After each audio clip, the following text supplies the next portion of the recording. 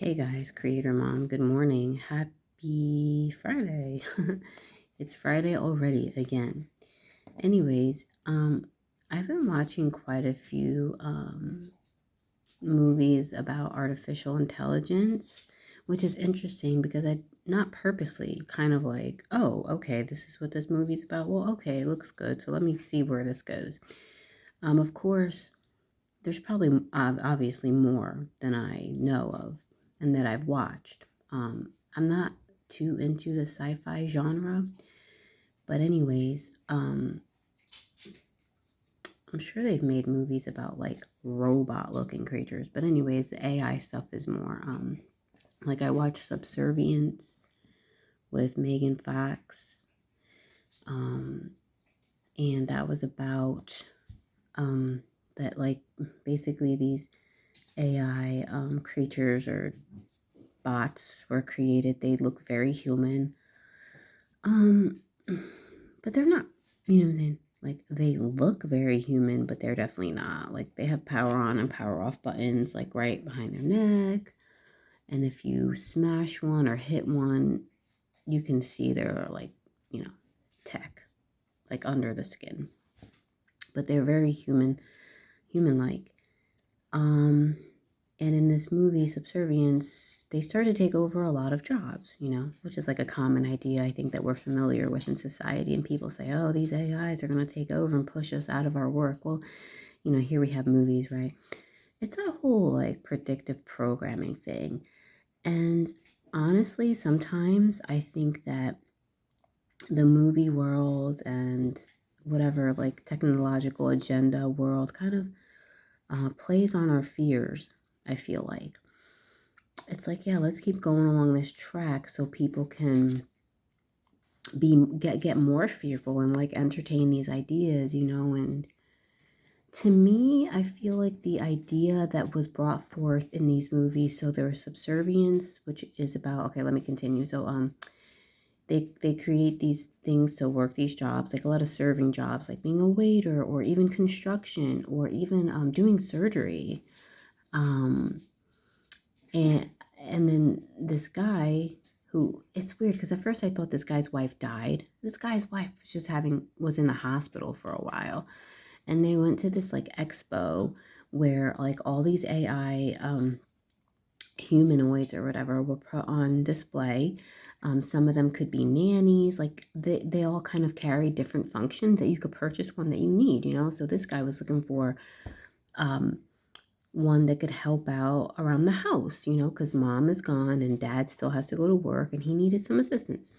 So, um, so that's what the gist of that was. And then the other one I just watched last night was called Afraid. And that one was not a humanoid looking AI. It was actually like, what, like Alexa, like, but it looked different, but it was way more invasive and way more human like the voice coming out of it, and way more like having a life of its own, if you will. Like for instance,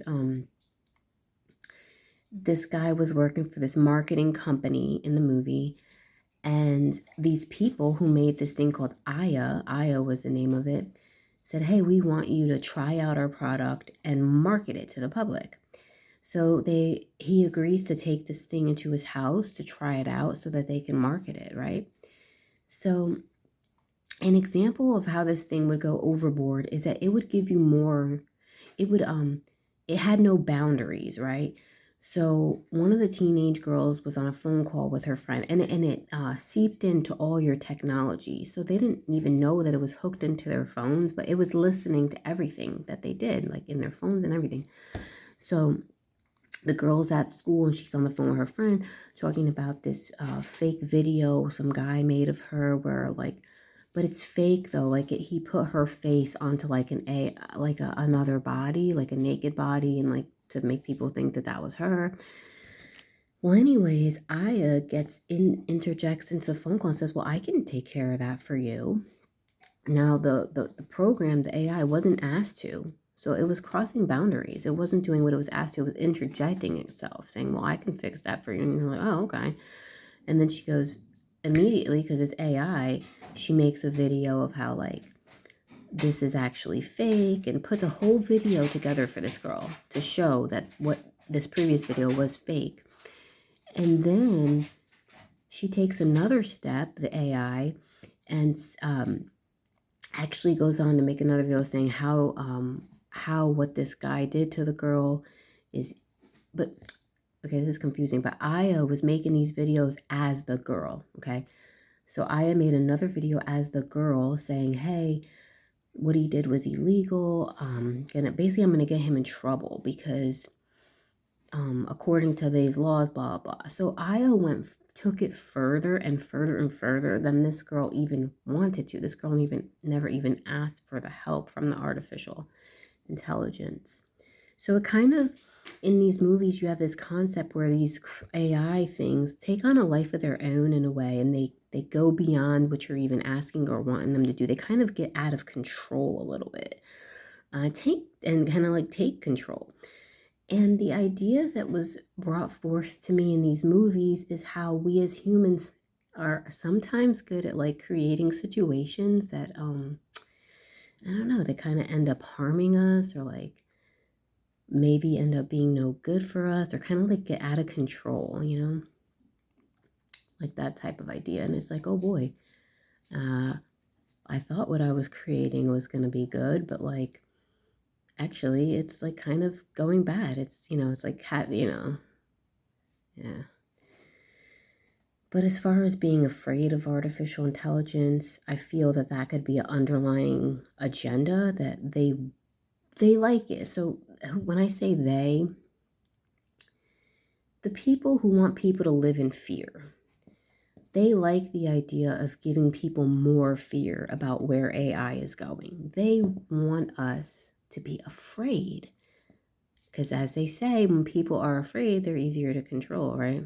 They're easier to dominate when you're living in fear. Yeah, so never live in fear. Or if you do, try to work that out, you know, in your emotions about living in fear. Because they want to play on that. They want to play on those fears that people say, oh, this AI, oh, la la la, it's taking over. You know what I'm saying? Like, yeah. I mean, I guess you can have awareness about it, but I don't know. I think they want us to be fearful about it, and that's why they create these movies with these like awful like situations, you know. They were okay movies. Like I definitely wouldn't like really recommend to anybody to watch them. Because they weren't like that great. And again, I'm not even really a big fan of the whole sci-fi thing. But what else was I gonna say? This kind of led me to think about the I'll call it like the forbidden fruit theory or agenda. I don't know if this is a real thing that came to my mind or not, or if I just made it up. But it's kind of like when we're given things and then told they're bad for us. So we're given these technological things. We're given all these variety in foods, blah, blah, blah. And then we're told ways that all these things are bad for us. Watch out for those things, they're bad. And this is a perfect way to keep people in bondage, you know, by providing things and having things available for people to buy and stuff, and then being like, well, this is bad for you. And then we're in then we get into a cycle of trying to control the usage or control how we maneuver these things, and we get afraid, you know, of how bad these things are for us, you know. That's why I like the idea of like intuitive eating. I like the idea of intuitive everything. I'm a big intuitive live by grace gal. Because what I value is peace, you know, and not like, I don't know, like striving so hard to like control or whatever. So yeah. And like I said, when you think something's bad, it's a sure way to keep you in some type of negative cycle with that thing. And it's a sure way to keep people under guilt and condemnation when they have access to something, but they're like, oh my God, I have to be careful. Like, oh, how much are we using this? Oh my God, it's bad. You know, instead of just allowing yourself to use it how you want to use it. It's kind of almost the same concept that I believe in with food. Um, and not everybody shares those beliefs, and that's fine. I'm just sharing my own personal beliefs and my own personal process. So,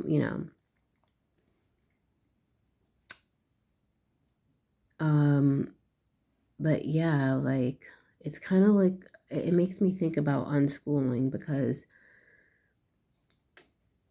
there's a lot of talk about, how the technology is affecting kids and how they're on their tablets and blah, blah, blah. And to a certain extent, I feel like I agree, like when I stayed at the shelter, I saw a lot of kids that were younger than mine, like on the tablets. And I'm not saying they were on them all day or anything like that, but like the content that they were watching was very poor content. So I don't know. It's just like it's hard. It is hard to manage things, but I think that the more we can like not have an attitude of resistance or control, I think the better. The more we can maybe sit in there and watch with our kids, like, oh, what are you watching? Hey, what's that? I'm like, like help support them through that. But yeah, some of the content out there on YouTube is like really bad for kids. It's just really dumb. Like my kids call it what do they call it? Brain rot. Um but that's the interesting thing about it is that like I give my kids a lot of freedom with the technology, and they have learned things about it. Like, and kids sometimes do have a tendency to be legalistic too. Like when they learn about bad things, like when we were in school, like we learned smoking was bad and drugs were bad. And then like we went home to our parents and we're like, you need to quit smoking. That's bad. Little kids, young kids do find things out. And so my kids, they call it brain rot. A lot of the stuff that little kids watch on YouTube is brain rot, they call it. And they'll get on my youngest son. They'll be like, "You're watching brain rot. You're watching brain rot." They'll call him out, and they're like, "You should, because they've learned. I don't know because I mean, I probably was critical too with stuff they're watching. I ain't gonna lie. I'm not gonna sit here and say like I've let them watch anything. Like I have been critical because with some things I'm like, what is that? You know? And I've had to apologize sometimes too for being like critical. But I have to also try to understand of obviously if it's harmful content, I'm not gonna allow my kids to watch it. You know what I'm saying? Like there is a line where it's like, okay, hey buddy, like this is harmful content. Like you're not gonna watch this. It's like it's all about being there with them. So with some content it's just obnoxious to me because I'm not into it. But they are, you see. And that's the thing though, you're not gonna like what your kids like. You know what I'm saying? As long as it's not like harmful or promoting like harmful things. That aside, right? We're not gonna like a lot of things that they like. So but sitting there with them and being like, oh, why do you like this person? Or oh, okay, I see, or they're doing this, or oh, okay, do you like this about what they're doing? You like that they're riding four-wheelers through the woods, or pick out what the things like they're interested in about what they're watching. But, I've noticed that my kids will watch things that they're interested in because we've talked about that. We've talked about scrolling and stuff and how scrolling is just kind of like it's boring, and they have like we've talked about using YouTube as a tool to watch things that you're interested in. You know what I'm saying? Instead of as a tool to like just mindlessly scroll per se, like it's a tool. Like you like airplanes, you can like research airplanes and watch airplane documentaries and watch many things about airplanes on YouTube. Um, or if you're playing a video game, you can watch others play that, so you can get tips and tricks on how to what to do and things like that. So there's so many things that YouTube can be used for. And I think the point probably is not restricting that, but it's kind of like getting in there with our kids and being supportive while they're using the technology. And then they do learn how to navigate it. Like I said, my kids do know what brain rot is. So it's a tricky thing, but I think that the more we loosen up and not have an attitude of fear, the better for everyone, because kids are going to be living with this technology and more. Things are going to progress. So it is good if they identify their own experiences with it. If they're like, man, I was on YouTube for a while and I just felt like so bored with it. That's good. That's good, because as long as it seems enticing and it seems like the forbidden fruit to a child, the more they're going to want to use it, right? It's like food. But you let them have it and you let them use it with your support, and then they're like, okay. It has the glimmer like fades. You know what I'm saying? It's not so, oh my God, I want to use. So it's hard to figure out. It's hard to manage, but yeah, especially combating all the propaganda. So people are like struggling to control their children's screen time, which I agree with Pamela Ricky on this. Calling it screen time is very condescending, because we can be using our screens and phones for anything. I could be on YouTube. I could be looking at my bank account on my phone. I could be I could be in a meeting. I could be in a board meeting on my phone. I could be reading work emails on my phone and screens. Like, I could be doing a plethora of things on a screen. So to be like, oh, screen time, it is kind of like condescending.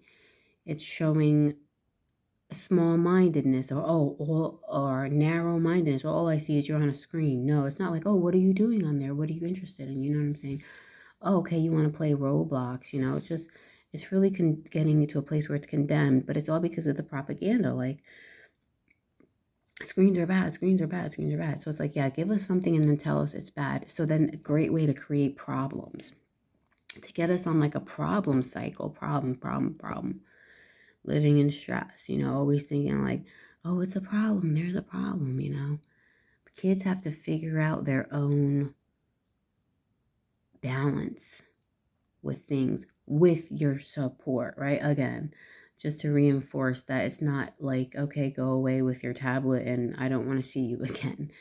It's remaining connected to them and like what they're doing and stuff like that. So, while also trying not to be like controlling or extremely restrictive,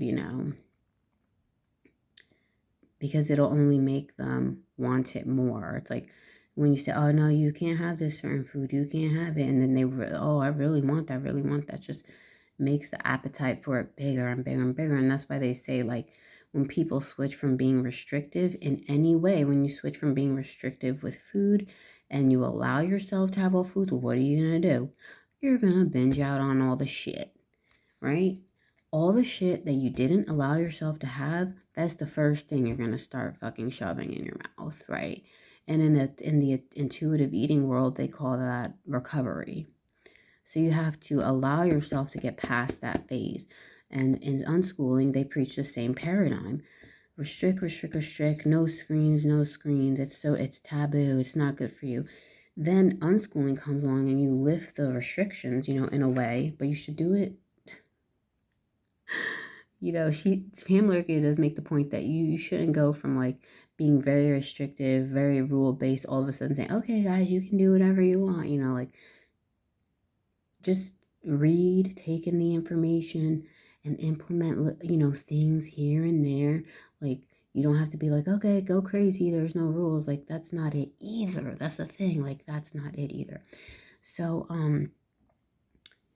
but she does mention that, what, like, say with screens, okay, you guys can use your screens. Oh my God, what? Like, mom said we can use our screens. We were only allowed to use our screens for 30 minutes a day. Holy moly. She's saying now we can use our screens. So, and then, oh, what's your kids going to want to do the most? Maybe not play outside.